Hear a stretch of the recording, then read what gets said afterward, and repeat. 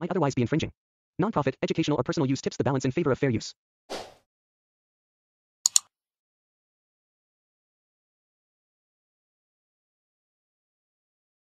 তার জন্য জ্বরের জন্য বাকি একটা খেলে কিছু হবে না। ওষুধ এক্সপায়ার হয়ে যাওয়ার পর বাইরের কোটটা নষ্ট হয়ে যায়, খেলে মানুষ মারা যায় না। বেশি পরিমাণে নর্মাল ভালো ওষুধ খেলেও মানুষের ওটা বডিতে বিষ আকারে কাজ করে, আর নর্মালি এক্সপায়ার পরে সেটা বিষ আকারে কাজ করে। আলোচনা করে ফার্মাকোলজিতে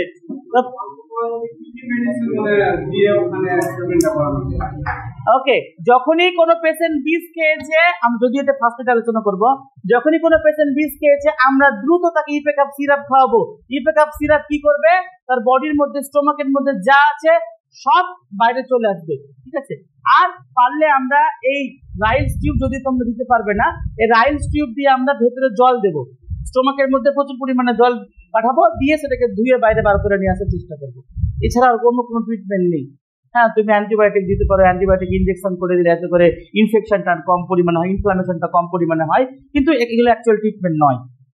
আমার কাছে একমাত্র উপায়, যেটা পদার্থ ভেতরে ঢুকে গিয়েছে ওটাকে বাইরে বার করা। আমরা আলোচনা করছিলাম কজেস অফ ফ্যারিঞ্জাইটিস। ফ্যারিঞ্জাইটিস কেন হয়, যদি ব্যাকটেরিয়া প্রবেশ করে। কোন ব্যাকটেরিয়া? Strong haemolytic bacteria. এছাড়াও আমাদের কিছু কর্মের ফলে, যেমন আমরা যদি স্মোক করি বা স্মোকি ফুড খাই ইত্যাদি ইত্যাদি বিষয় যেগুলো আমরা আলোচনা করলাম, বা এন্ডোস্কোপি করালে বা ল্যারিঙ্গোস্কোপি করালে, বা যদি আমরা তাকে রাইলস টিউব ইনসার্ট করি, যে টিউবটার কথা বলছিলাম, যে টিউবটা স্টোমাক থেকে খাবারগুলোকে বাইরে বার করে নিয়ে আসবে, এই টিউবটাকে বলছি আমরা রাইলস টিউব। এই টিউব প্রবেশ করালেও কি হবে, এই টিউব প্রবেশ করালে ফ্যারিংসের মধ্যে ইনফেকশন হবে, যাকে আমরা কি নামে ডাকছি? ফ্যারিঞ্জাইটিস। বোঝা গিয়েছে? ওকে, নেক্সট লিখো symptoms. Dry fruit. Okay, dry fruit এমন এক ধরনের পদার্থ যার বাইরেটা হচ্ছে শক্ত আর ভেতরটা নরম। ড্রাই ফ্রুট, তুমি যে কোনো ড্রাই ফ্রুটস নাও, জাঞ্জির নাম শুনেছো? আঞ্জির, যেটা অ্যাকচুয়ালি গোল একটা ফল, মার্কেটে পাওয়া যায় এমন চাকার মতো ছোট করে। আখরোট নয়, আখরোট আলাদা, ঠিক আছে। তো সমস্ত ফলই কিন্তু ড্রাই ফ্রুটস মানে বাইরের লেয়ারটা হবে কোট মানে শক্ত আর ভেতরটা নরম। ওই শক্ত পদার্থটা যখনই তোমার ইসোফেগাসের মধ্যে দিয়ে যাবে, বাইরের লেয়ারটাকে ইনফেকশন ঘটাবেই। ছিলে খাওয়া নয়, খাবেই না। ড্রাই ফ্রুটস আমাদের জন্য নয়। যারা মরুভূমি এলাকায় বসবাস করে তাদের খাবার হচ্ছে ড্রাই ফ্রুটস। আমাদের এলাকাতে আমাদের খাবার হচ্ছে নরমালি ভাত, রুটি, ছাতু। টাকা আছে মানে তুমি ড্রাই ফ্রুটস খাচ্ছ, কথা নয়। শুনো, ড্রাই ফ্রুটস অ্যাকচুয়ালি, বলো না, আমাদের প্রয়োজন নেই ড্রাই ফ্রুটস। অল্প পরিমাণে খাওয়া যায়, কিন্তু ড্রাই ফ্রুটস আমাদের শরীরের জন্য প্রয়োজন নয়। কোন ব্যালেন্স ডায়েটে ড্রাই ফ্রুটস এর উল্লেখ আসে না। ব্যালেন্স ডায়েট মানে বুঝো, সুষম আহার কতটা পরিমাণে আমাদের প্রয়োজন। তো আমাদের প্রয়োজনের তালিকায় ড্রাই ফ্রুটসকে আমরা রাখি না। যারা ড্রাই ফ্রুটস খায়, যাদের এলাকাতে খাবার অ্যাভেলেবেল নয়, যারা মরুভূমিতে বসবাস করে। ড্রাই ফ্রুটস আমাদের এলাকায় হয়। কোন গাছের ড্রাই ফ্রুটস হয়? কয়েকটা গাছের নাম বলো। তোমাদের এখানে তোমাদের এখানে এর গাছ আছে, কাজু বাদামের, কিশমিশের, বাকি আঞ্জিরের, কোন আখরোটের গাছ আছে? কেন নেই? ওটা কৃত্রিম ভাবে বানানো হয়েছে। কেন নেই? কাঠবাদামের গাছ আছে তোমাদের? কেন নেই? আমাদের পরিবেশে সেটা হয় না। তুমি একটা কথা মাথায় রাখবে, সৃষ্টিকর্তা আমাদেরকে তৈরি করার আগে তার মাস্টার প্ল্যান রয়েছে। মানুষ যেখানে জন্মাবে তার সুইটেবল সেখানে তার গাছপালা তৈরি করে দিয়েছে। আমরা যে সমস্ত খাবার খেতে অভ্যস্ত বা যেই খাবার আমাদের জন্য সুইটেবল, আমাদের চারিপাশে সেই খাবার পাওয়া যায়। আর মরুভূমিতে ওরা ওদের শরীরটাকে ওই রকম ভাবে বানিয়ে নিয়েছে, তাই ওদের খাবার ড্রাই ফ্রুটস অল্প পরিমাণে খেয়ে অনেকক্ষণ পর্যন্ত এনার্জি পাওয়া যায়। আর আমাদের যেহেতু আমাদের কাছে খাবার অ্যাভেলেবেল, আমরা খাবো, এনার্জি পাবো, এনার্জি লস আবার খাবো। আমাদের কাছে প্রচুর খাবার মজুদ রয়েছে, তাই ওরা ভাত খায়, তাহলে তুমি কেন ড্রাই ফ্রুটস খাবে?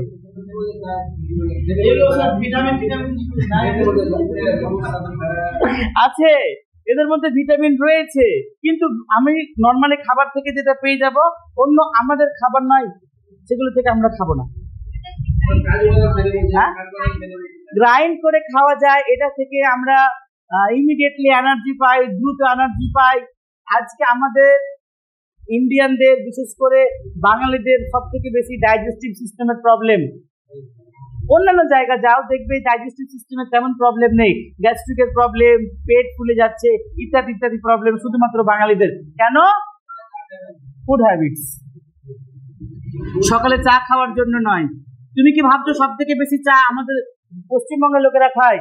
সব থেকে বেশি চা খায় কাশ্মীরের লোকেরা। কিন্তু তোমার চা খাওয়ার পরে তোমার পেট ফুলেনি, তোমার ড্রাই ফ্রুটস এর, তোমার খাদ্যাভ্যাস, ফুড হ্যাবিটস এর কারণে হয়েছে। আমরা আমাদের শরীরকে বজায় রাখার জন্য, এনার্জিকে ঠিকঠাক ভাবে পাওয়ার জন্য আমরা যে 3 বেলা খাবার খাই ওটা যথেষ্ট। তুমি কি করছো? ওর সাথে সকালে ড্রাই ফ্রুটস খেয়ে নিচ্ছ, সন্ধ্যাবেলা ড্রাই ফ্রুটস খেয়ে নিচ্ছ, তাহলে বাকি এনার্জিটা কি হবে? ওটা গিয়ে জমা হচ্ছে তোমার লিভারে এবং বাড়ছে তার side hepatomegaly, grade 1, grade 2, grade 3। ভুঁড়ি এদিকে বেড়ে যাচ্ছে, ফ্যাটি লিভার। কারণ এইগুলো।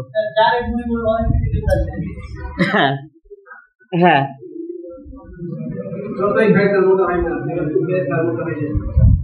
জল খেয়েও মোটা হওয়া যায়। ওকে, সিমটমস লিখেছো? ওকে, লিখো।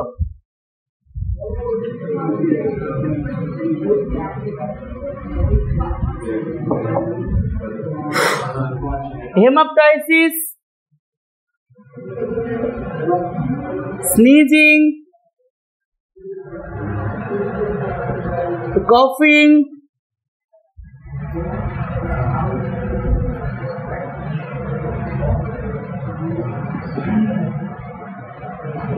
heartburn,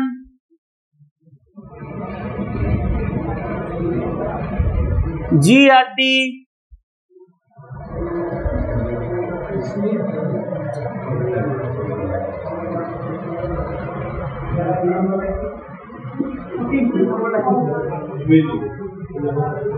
sneezing, SNEEZING। তুমি ইংরেজিটা লিখো, বাংলা আমি বলে দিচ্ছি।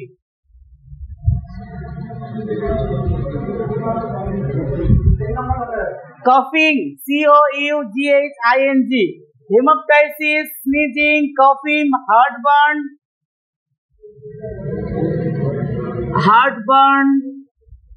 GERD, sputum,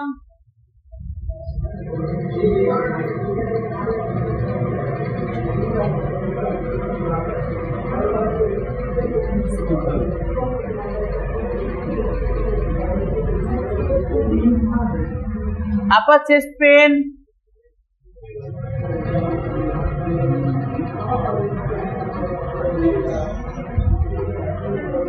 neck irritation,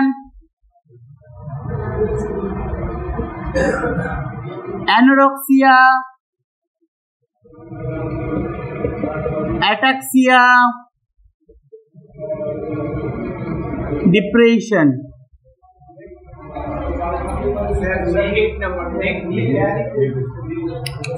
নেক ইরিটেশন। ওকে, প্রথম থেকে হেমাপটাইসিস, sneezing, coughing, heartburn, GERD, sputum, upper chest pain, neck irritation, 9 নম্বর anorexia, ataxia, depression.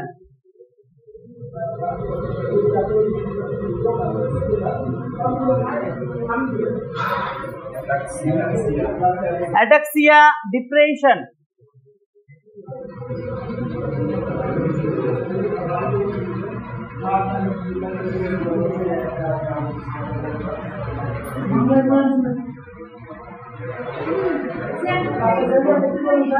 हाँ? 9 নম্বর anorexia, ataxia, depression. ওই বেঞ্চে 3 জন বসেছে না?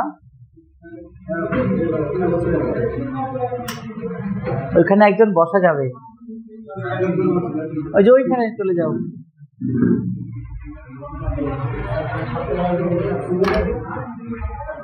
তোমরা বলো।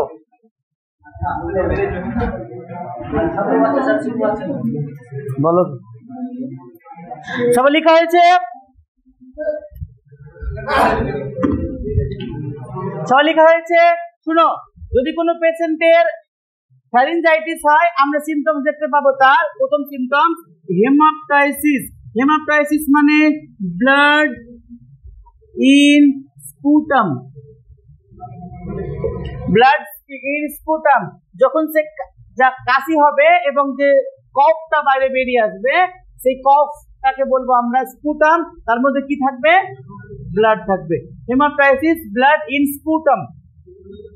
স্পুটাম বাংলাতে তাকে কফ বলে।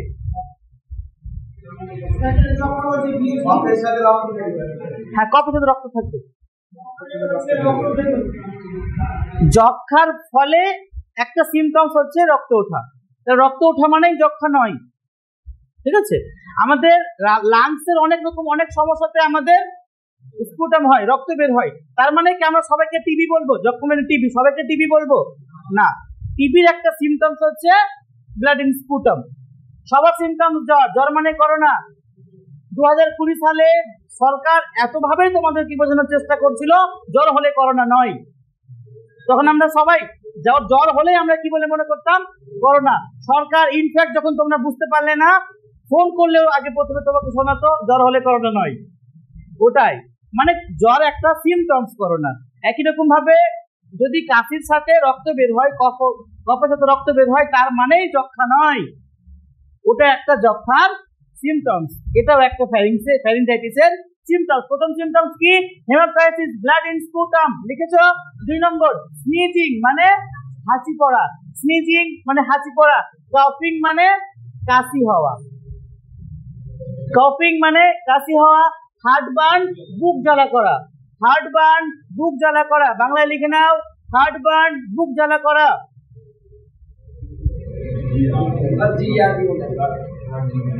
হার্টবার্ন, বুক জ্বালা করা।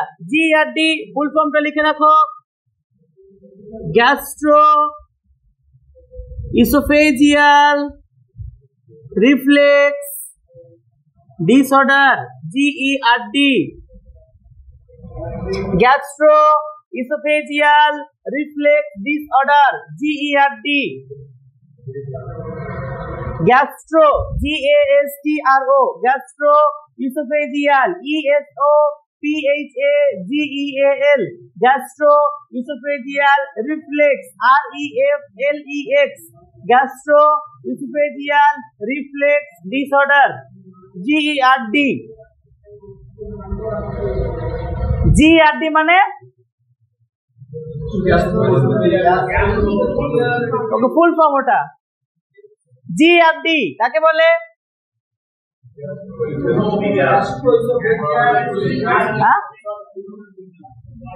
ওকে, এই বিষয়টাকে তোমরা কি বলো? মনে করো যে অনেকটা খাবার খেয়ে নিয়েছো, মাংস জাতীয় পদার্থ, হজম হয়নি, তার ফলে পেট থেকে কিছু একটা বারবার করে বাইরে বেরিয়ে আসছে, ইনডাইজেশন।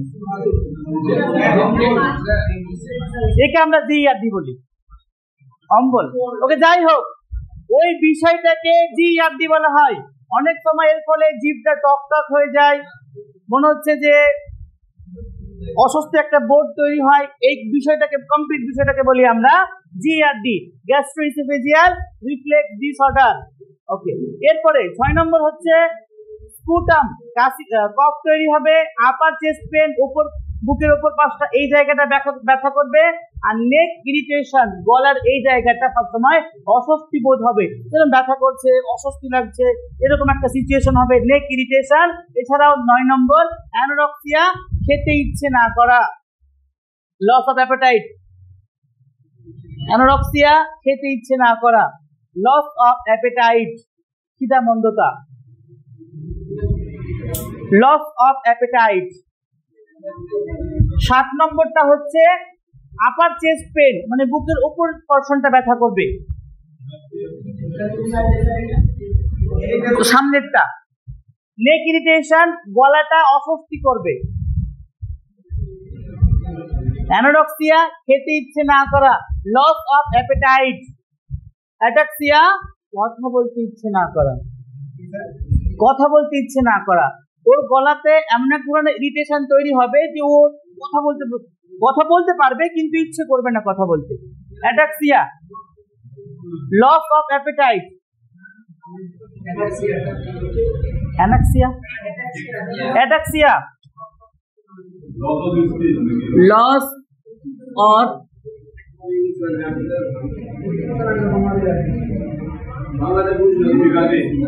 difficulty in speaking,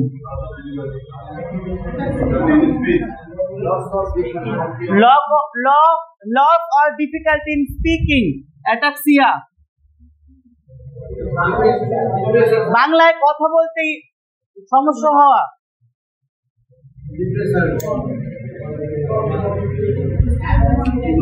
অ্যানোডক্সিয়া খেতে ইচ্ছে না করা, অ্যানোডক্সিয়া খেতে ইচ্ছে না করা। 7 নম্বর আপার চেস্ট পেন, বুকের উপরে ব্যথা করা, বুকের উপর পোরশনটায় ব্যথা করা, এই জায়গাতে ব্যথা করা। 8 নম্বর নেক ইরিটেশন, গলাটা অস্বস্তি করা, গলার এই সাইডটা অস্বস্তি বোধ তৈরি হওয়া, যার ফলে খেতে ইচ্ছে না করা, যার ফলে কথা বলতে ইচ্ছে না করা। এবং সর্বশেষ সে মনে মনে ভাববে আমার গলার মধ্যে ক্যান্সার হয়ে গিয়েছে, গলার মধ্যে টিউমার হয়ে গিয়েছে, কেন খেতে ইচ্ছে করছে না, কেন খেতে পারছি না, কেন আমার কথা বলতে ইচ্ছে হচ্ছে না, এই সমস্ত কিছু। এই জায়গাটা না, এখানে টনসিল, তো এই জায়গাটা ব্যথা করা, এই সমস্ত চিন্তা ভাবনাকে বলি আমরা ডিপ্রেশন। এই সমস্ত চিন্তা ভাবনাকে আমরা কি বলবো? ডিপ্রেশন। যখনই তার কথা বলতে কথা নয়, যখন সে কথা বলতে ইচ্ছে করবে না, তার কথা বলতে ইচ্ছে করবে না, খেতে ইচ্ছে করবে না, গলার মধ্যে ব্যথা করবে, ইরিটেট ফিল হবে, তখন সে মনে মনে চিন্তা ভাবনা করবে আমার গলার মধ্যে টিউমার হয়ে গিয়েছে, গলার মধ্যে ক্যান্সার হয়ে গিয়েছে, বা অন্য কোনো সিভিয়ার বড় সমস্যা দেখা দিয়েছে। এই প্রসেসকে বলছে আমরা ডিপ্রেশন। তাহলে ও ডিপ্রেশনে চলে যাবে, এই সমস্ত সিমটমস দেখা দেবে। এই সমস্ত সিমটমস, একটা পেশেন্ট তোমার কাছে এসেছে, একটা পেশেন্ট তোমার কাছে এসেছে, বলছে আমার গলাতে মনে হয় টিউমার হয়েছে, আমার খেতে ইচ্ছে করছে না, আমার কথা বলতে ইচ্ছে করছে না, বারবার কাশি হচ্ছে এবং রক্ত বেরোচ্ছে। তখন তুমি কি বলে মনে করবে? ফ্যারিঞ্জাইটিস। কি বলে মনে করবে? ফ্যারিঞ্জাইটিস। কিন্তু শুধু এসে বলছে আমার কাশি হচ্ছে এবং কাশির সাথে রক্ত বেরোচ্ছে, তাহলে লাংসের প্রবলেম, তাহলে লাংসের প্রবলেম, পরীক্ষা করাতে হবে। কিন্তু যদি পেশেন্ট এসে বলে আমার খেতে ইচ্ছে করছে না, গলা ব্যথা করছে, ইরিটেশন মনে হচ্ছে, মনে হয় টিউমার হয়ে গিয়েছে, মনে হয় সেখানে কিছু একটা দেখা দিয়েছে, মনে হয় আমি মরে যাব, তখন তাকে তুমি কি বলে মনে করবে? কি বলে মনে করবে? ফ্যারিঞ্জাইটিস। বুঝা গিয়েছে? ওকে। কিন্তু ওর কথা শুনে আমরা ওর ট্রিটমেন্ট করবো না, আমরা ছোট কিছু ইনভেস্টিগেশন করাবো, কিছু টেস্ট করাবো, তারপরে গিয়ে আমরা তার ট্রিটমেন্ট করব। লিখো ইনভেস্টিগেশন। পেশেন্ট মানে মিথ্যা কথা বলবে, কারণ তুমি যদি বেশি টাকার ওষুধ দিয়ে দাও, কারণ তুমি যদি তাকে মেরে ফেলে দাও, যদি বেশি করে ওষুধ দিয়ে দাও, যদি ইনজেকশন করো, এ সমস্ত ভয় তার মধ্যে কাজ করে। তাই পেশেন্ট যে কথা বলছে সেটা সর্বমতে সত্য নাও হতে পারে। আমরা পেশেন্টের সব কথা শুনে সব সময় ডাইরেক্টলি ট্রিটমেন্টে চলে যাব না। তাহলে আমরা কি করব? আমরা কনফার্ম করার জন্য ইনভেস্টিগেশন করব। Investigation number 1, close physical examination. লিখো নাম্বার 1, ক্লোজ ফিজিক্যাল এক্সামিনেশন। যখন সে এসে বলছে আমার গলা ব্যথা করছে, টিউমার হয়েছে, ক্যান্সার হয়েছে, তখন তুমি ভালো করে গলাটা পরীক্ষা করলে, গলা পরীক্ষা করে দেখবে কিছুই নেই। বাইরে থেকে গলাটা পরীক্ষা করে দেখবে কিছুই নেই, তার মানে ইন্টারনালি তার মধ্যে ইনফেকশন হয়েছে। Investigation, close physical examination. Number 2, history collection. তাকে জিজ্ঞাসা করবে কতদিন থেকে এমনটা হচ্ছে, কি কারণে এমনটা হচ্ছে, সে কোনো এমন কিছু খাবার খেয়েছিল কিনা, কোন ধরনের খাবার খেয়েছে বলে তুমি মনে করছো। Close physical examination, history collection. কোন খাবার? শুধু ড্রাই ফ্রুটস নয়, যার মধ্যে ফগ রয়েছে, সোডা জাতীয় খাবার খেয়েছে কিনা, স্মোক করে কিনা। 2 নম্বর, হিস্ট্রি কালেকশন।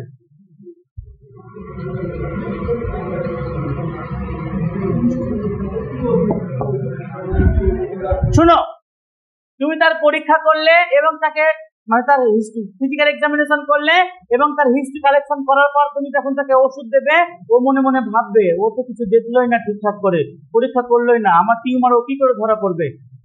ওর মনের মধ্যে ডিপ্রেশন কিন্তু থেকেই যাবে। তাই তুমি তাকে করাবে नेक एक्सरे, 3 नंबर लिखो नेक एक्सरे, नेक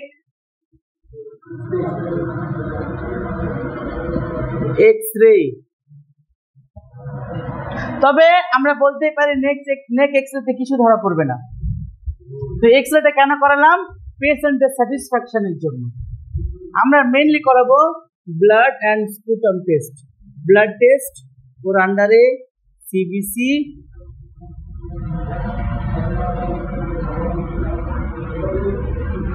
প্যাথোজেন, আর sputum test. Blood and sputum আমাদের মেন টেস্ট। আর এই প্যাথোজেন, এক ধরনের প্যাথোজেন প্রোফাইল হয় যে কোন ধরনের প্যাথোজেন তার শরীরে রয়েছে। স্পুটাম টেস্ট করাবো RE and CE। স্পুটাম, স্পুটামের আন্ডারে করাবো আমরা RE and CE। Full form RE routine examination, CE culture examination. RE CE routine examination, culture examination.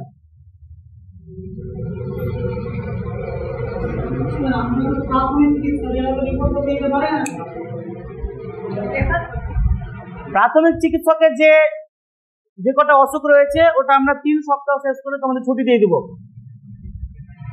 মেনে নেবে? তোমার কি নাম?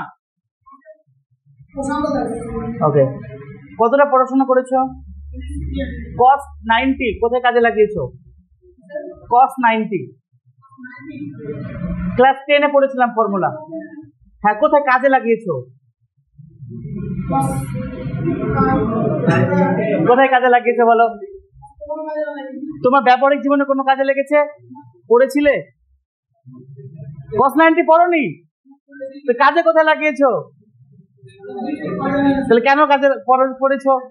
এগুলো আমাদের কাজে লাগবে না, তবুও পড়তে হবে। তবে এগুলো কাজে লাগবে।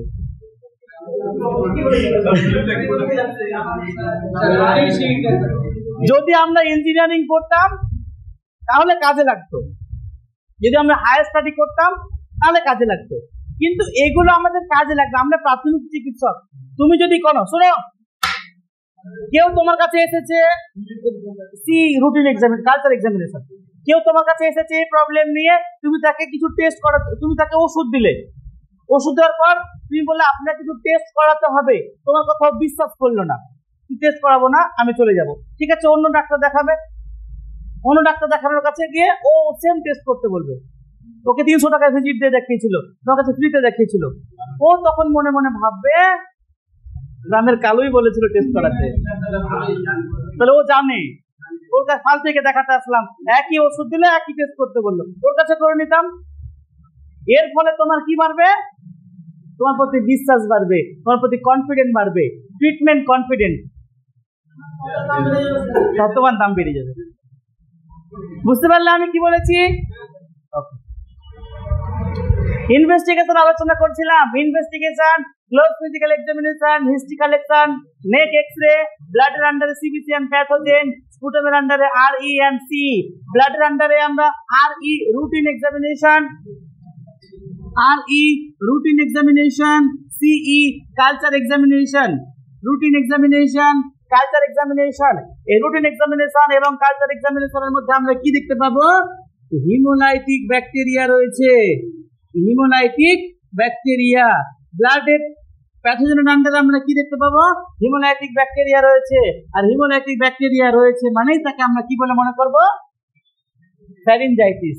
হিমোলাইটিক ব্যাকটেরিয়া রয়েছে মানে কি বলে মনে করব? ফ্যারিনজাইটিস। হিমোলাইটিক ব্যাকটেরিয়া মানে ফ্যারিনজাইটিস। তাহলে আমরা কি কনফার্ম হলাম? হ্যাঁ,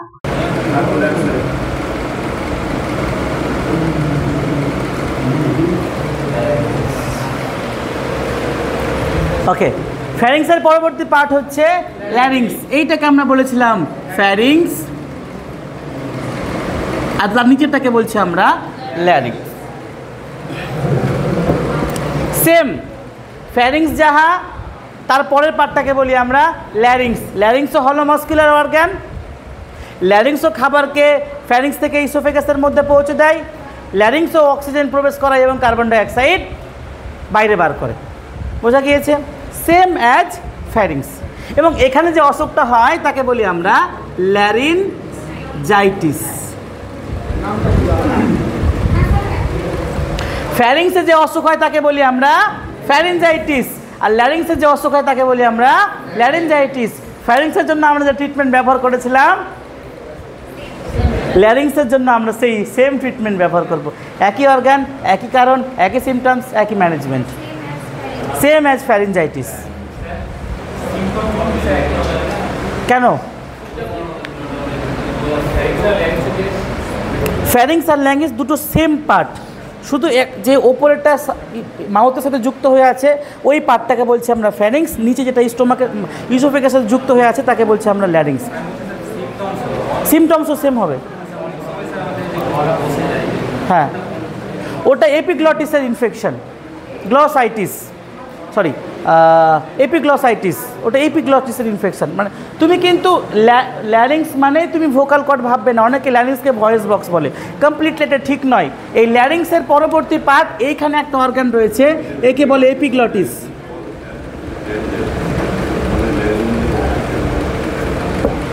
এই এপিগ্লটিসের যদি ইনফেকশন হয়, যাকে আমরা ঠান্ডা লাগার ফলে গলা বসে যাওয়া বলি, এখানকার ইনফেকশন এপিগ্লসাইটিস। বুঝতে পেরেছো? এই ছবিতে নেই।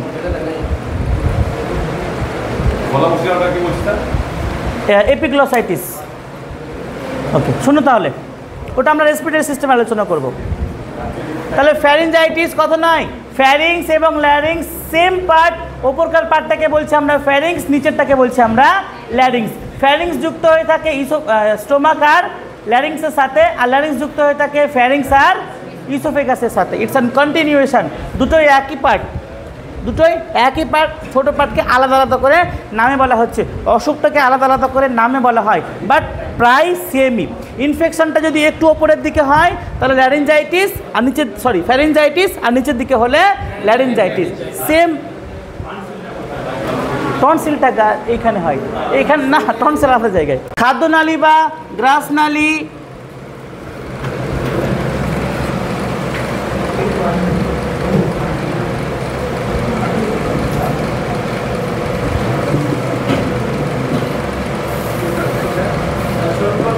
না, esophagus is the fourth part of digestive system. হ্যাঁ, লিখো, esophagus is the fourth part, 4 number, fourth part of digestive system. fourth, এমন করে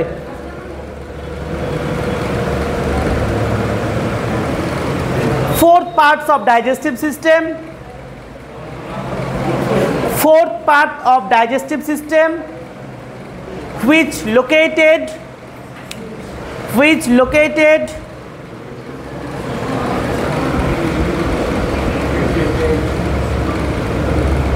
behind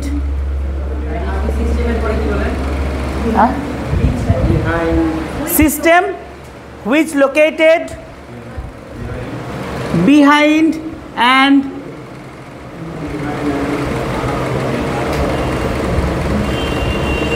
intermittent thoracic cavity, which located behind, behind, behind and intermittent, intermittent, intermittent thoracic cavity. আদতে oesophagus কোথায় থাকে?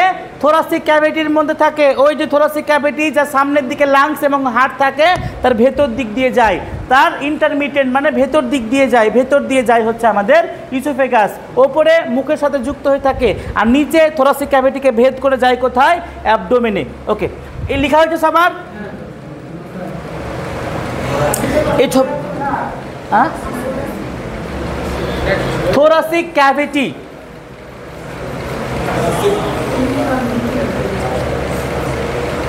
Thoracic cavity সবাই লেখা হয়েছে? সবাই লেখা হয়েছে? ওকে, এই ছবিটা আঁকো, তারপর আমরা আরো একটা বিষয় বোঝার চেষ্টা করব। ওই ছবিটা আঁকো ছোট করে।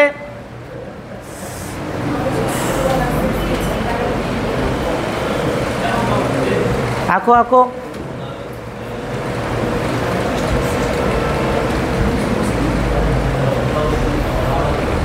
তুমি কোন ফার্মেসিতে থাকো? জীবন মেডিকেল। হ্যাঁ, জীবন মেডিকেল। কোথায়? মালতী। কোথায়? মালতীপুর। মালতীপুর।